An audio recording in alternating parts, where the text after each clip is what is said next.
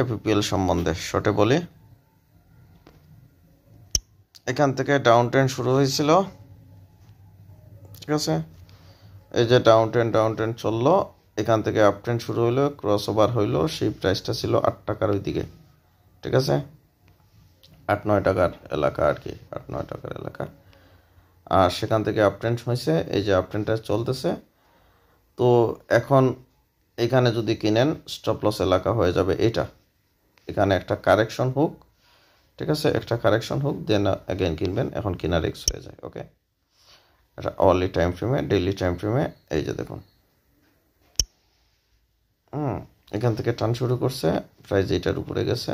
তো ওকে, এখন বাস চেঞ্জ হয় নাই, এখানে একটা কারেকশন নেওয়ার পরে পরবর্তী সময় এই সুযোগ, এখন আর কিনে রিস্ক নেওয়ার দরকার নাই, আবার কারেকশন হোক, কারেকশন হওয়ার পরে আবার যখন প্লে হবে তখন আপনি আবার চিন্তা করবেন, ঠিক আছে। ওকে, আর বলার কিছু নাই। ওকে, এই যে দেখুন কয় টাকা থেকে আপট্রেন্ড শুরু করছে,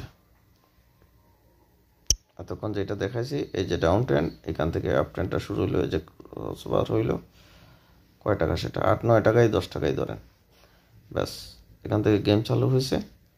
এই যে দেখুন প্রাইস উপরেই যাচ্ছে। ওকে, তো যারা থাকার এটা সেটা তো মধ্যেখানে, এখানে নতুন করে অ্যান্টিমেন্টি নেওয়ার দরকার নেই। যে সকল আমার ছাত্র বা আরও অন্যান্য যারা আছেন এই সকল জায়গায় কিনছেন, চুপচাপ বসে থাকেন, ব্যাস। আর মধ্যেখানে আর ঢোকার প্রয়োজন নেই, কারণ আপনি ঢুকবেন, সামান্য একটু উপরে যাবে, মেচুর হবে, আবার দেখা গেছে যে কারেকশনে চলে আসবে, ঠিক আছে।